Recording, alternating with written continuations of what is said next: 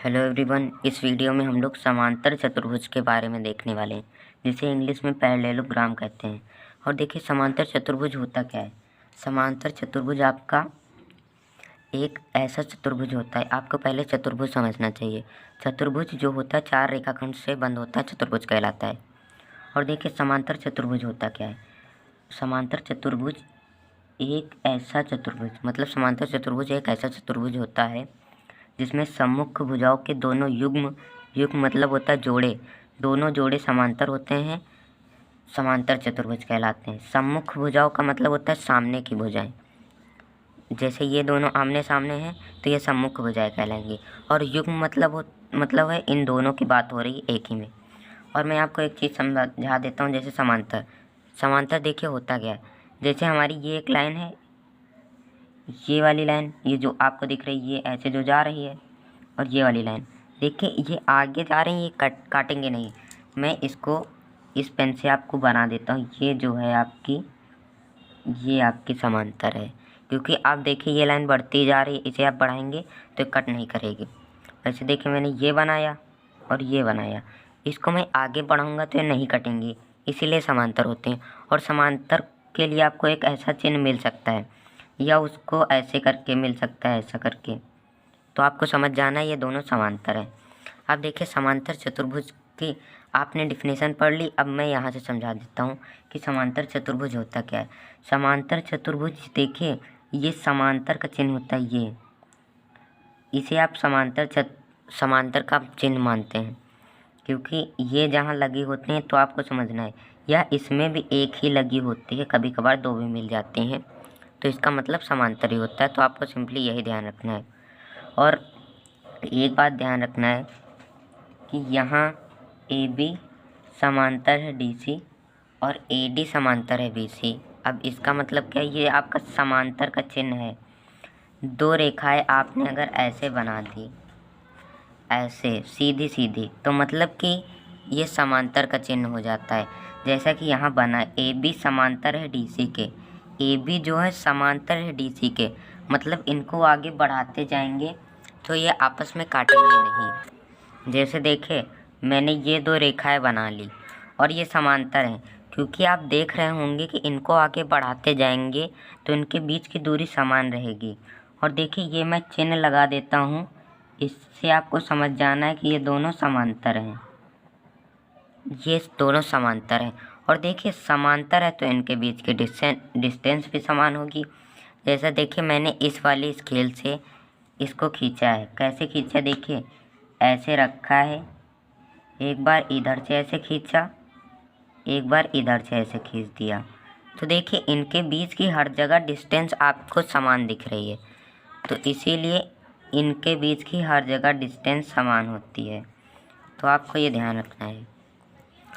और अभी हम लोग समांतर चतुर्भुज की सभी विशेषताएं देख लेंगे और आपको ये अच्छे से समझ में आ जाएंगी। और यहाँ AB समांतर है DC को, तो बता ही दिया। और AD समांतर है BC का, देखिए समांतर का चिन्ह लगा तो समांतर है। और देखिए आप चतुर्भुज को ऐसे भी दर्शा देते हैं, इस वाले आप कोई चतुर्भुज बना के छोटा सा वैसे दर्शा देते हैं, ABCD समांतर चतुर्भुज है, ऐसे लिख देते हैं। और इसे मतलब इसको, क्योंकि ये पैरेललोग्राम है, समांतर चतुर्भुज है, तो इसको हम लोग एक और अलग तरीके से लिख सकते हैं। इस तरीके से इसे इंग्लिश में इस तरीके का नाम दिया है, पैरेलल दो रेखाएं और GM, इस नाम से ये बना है। पैरेलल तो ये पैरेलल का चिन्ह बना दिया गया, ग्राम को GM ले लिया गया, पैरेललोग्राम। ABCD भी लिखा जा सकता है, तो आपको ये ध्यान रखना है। और देखिए अब हम लोग इसके गुण देख लेते हैं। गुण पहले मैं आपको बता देता हूँ, फिर हम लोग इनको देखते हैं। देखिए गुण इसका ये होता है कि ये दोनों समान होती हैं, AB और DC समान होती हैं, मतलब सामने की भुजाएं समान होती हैं और ये वाली भी समान होंगी। इसकी एक विशेषता ये है। और सम्मुख कोण समान होंगे, ये कोण और ये कोण समान होंगे, और ये वाला कोण इस वाले कोण के समान होगा। और इसके विकर्ण बराबर नहीं होते हैं। विकर्ण का मतलब होता है आपका, जो ये AC है और ये BD, तो ये आपके समान नहीं होते, इसका मतलब ये है। अब देखिए मैं आपको इन सभी इसके गुण को पढ़ के बता देता हूँ क्या है, और मैं इसे समझा भी दूंगा कि कैसे हैं। देखिए, समांतर चतुर्भुज की सम्मुख भुजाएं समान तथा समांतर होती हैं। अब देखिए, समान तथा समांतर, सम्मुख भुजाओं का मतलब होता है सामने की भुजाएं। जैसे देखिए, मैंने एक समांतर चतुर्भुज बनाया, इसकी सम्मुख भुजाओं का मतलब है जो ये भुजा है और ये भुजा है, दोनों आपकी बराबर होंगी, क्योंकि ये सम्मुख भुजाएं हैं इसीलिए ये दोनों बराबर होंगी और समांतर भी होंगी। ये वाली भुजा और ये वाली भुजा आपकी समांतर होंगी दोनों, और समान भी होंगी। समान के लिए आप ये चिन्ह लिख सकते हैं, ऐसे करके ऐसे दोनों में लगा सकते हैं, या आप लोग ऐसा भी चिन्ह लगा सकते हैं, एक चिन्ह इसमें एक चिन्ह इसमें, या ऐसा कर सकते हैं सिंपली। तो इसका आप समझ गए होंगे कि समांतर चतुर्भुज की सम्मुख भुजाएं समान तथा समांतर होती हैं, ये आपको ध्यान रख लेना है। देखिए, मैंने इसको हाईलाइट कर दिया थोड़ा सा कि भुजाएं समान और समांतर होती हैं। अब देखिए, समांतर चतुर्भुज के सम्मुख कोण, अब आपको ये समझना है सम्मुख कोण का मतलब क्या है। अब देखिए, सम्मुख कोण का मतलब समझना है तो कुछ ना कुछ तो हमें करना ही होगा। देखिए, सम्मुख कोण समान होते हैं, इसका मतलब क्या है। देखिए, हमारे पास एक ये चतुर्भुज है, एक ये चतुर्भुज है, और देखिए इसके सम्मुख कोण कौन होंगे, एक ये इसका कोण और इसके सामने का कोण ये दोनों कोण आपके सम्मुख कोण। जैसे ये कोण और ये कोण, पी कोण और आर कोण सम्मुख कोण हैं और ये समान होते हैं। मतलब अगर ये 50 डिग्री का है, ये भी 50 डिग्री का होगा, और सम्मुख कोण देखिए दोनों बराबर हो गए, 50 डिग्री 50 डिग्री। अब आप इसमें समझिए, सम्मुख कोण बराबर होते हैं। अगर ये 30 डिग्री होगा तो आपका ये भी 30 डिग्री होगा। अगर यदि ये 60 डिग्री है तो ये 60 डिग्री है। तो देखिए, सम्मुख कोण बराबर है, मतलब ये कोण इसके बराबर है और ये वाला कोण इसके बराबर है। तो आपको ये ध्यान रखना है कि सम्मुख कोण बराबर होते हैं। और देखिए, समांतर चतुर्भुज के विकर्ण समद्विभाजक होते हैं। अब समद्विभाजक का मतलब आपको समझना होगा कि समद्विभाजक का मतलब होता क्या है। अब देखिए, सबसे पहले मैं आपको विकर्ण समझा देता हूँ, विकर्ण होते क्या हैं। विकर्ण देखिए, सम्मुख कोणों को मिलाने से विकर्ण बनते हैं। ये देखिए, मैंने इसको इससे मिला दिया तो ये जो आपका ये बना है, इसे आप लोग AC जो बना है इसे आप AC कहेंगे, AC। ये जो AC बना है ये आपका विकर्ण कहलाएगा। उसी प्रकार मैं अगर इसको इससे मिला दूं तो ये भी आपका विकर्ण कहलाएगा। ये जो है ये भी आपका विकर्ण कहलाएगा। ओके। और देखिए, विकर्ण समद्विभाजक का मतलब होता है विकर्ण जब एक दूसरे को प्रतिच्छेद करते हैं, यहाँ प्रतिच्छेद किया, और समद्विभाजक का देखिए मैं लिख देता हूँ समद्विभाजक। अब देखिए, समद्विभाजक का समझना है। सम का, इस सम का मतलब होता है, सम का मतलब होता है समान, द्वि का मतलब होता है दो, भाजक का मतलब बांटने वाला, बांटने वाला मतलब समान दो भागों में बांटने वाला। अब देखिए, ये जहाँ प्रतिच्छेद करते हैं ये इसी जगह से, ये जो इतना पार्ट है और ये जो इतना पार्ट है ये दोनों आपस में बराबर हो जाते हैं। देखिए, मैं इसको कुछ नाम दे देता हूँ। जैसे ये O हो गया तो आपका क्या हो जाएगा, ये जो DB है आपका, ये जो इतना पार्ट है वो आपके इस DO के बराबर हो जाता है, इस वाले पार्ट के आपके बराबर हो जाता है। वैसे ही जो AO पार्ट है वो OC के बराबर हो जाता है। मतलब कि ये जो इतना पार्ट है, इतना पार्ट, समद्विभाजक का मतलब होता है जहाँ ये प्रतिच्छेद करते हैं, इतना भाग जो होगा वही आपका इतना भाग होगा, मतलब समान भागों में बांट देता है। तो इसीलिए ये बराबर इसके हो जाएगा, इसमें 2 चिन्ह, इसमें 2 चिन्ह, मतलब ये बराबर इसके, और एक चिन्ह इसमें, एक चिन्ह इसमें, तो मतलब ये इतना और इतना बराबर है दोनों में। तो इसका मतलब यही है कि समद्विभाजक होते हैं। और समांतर चतुर्भुज का एक विकर्ण, यहाँ एक होना चाहिए, एक विकर्ण इसे 2 सर्वांगसम बराबर, सर्वांगसम का मतलब होता है बराबर क्षेत्रफल वाले त्रिभुजों में बांटता है। अब ये आपको समझना है, जैसे हमने ये एक त्रिभुज बनाया, अब देखिए हम लोग इसका विकर्ण खींच देते हैं, और विकर्ण देखिए हम खींचते कैसे हैं, हमने इसका एक विकर्ण खींच दिया। अब देखिए, अब इसका मतलब यहाँ क्या लिखा था, सर्वांगसम मतलब बराबर क्षेत्रफल वाले त्रिभुजों में बांट देता है।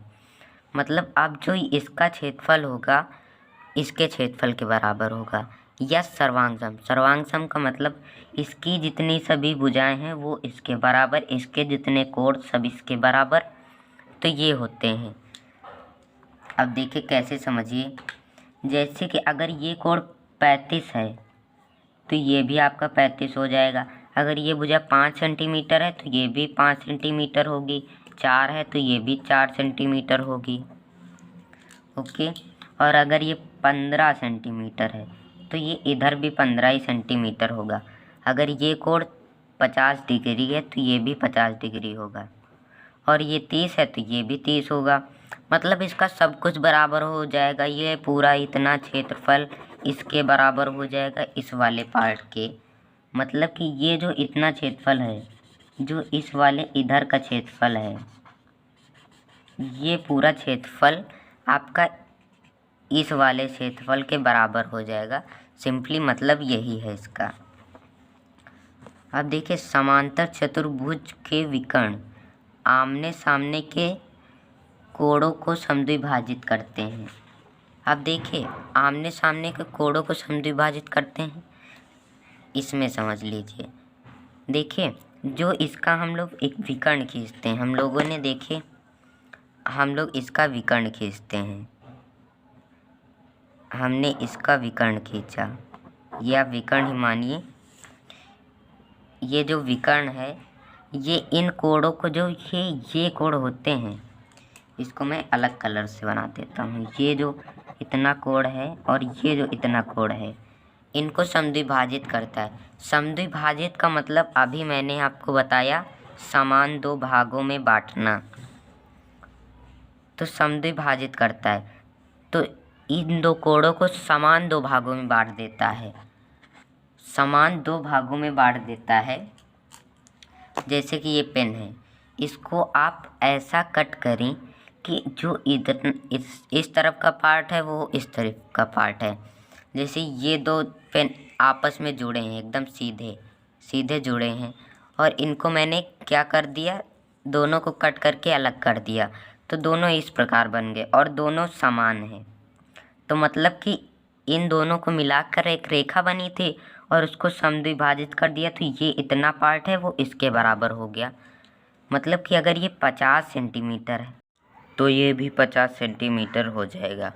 तो इसका मतलब यही है कि विकर्ण जब इन कोणों से जब खींचा जाता है तो ये इसे बराबर भागों में, मतलब अगर ये 50 है तो इसको भी 50 कर देता है, जैसे मैंने आपको समझाया।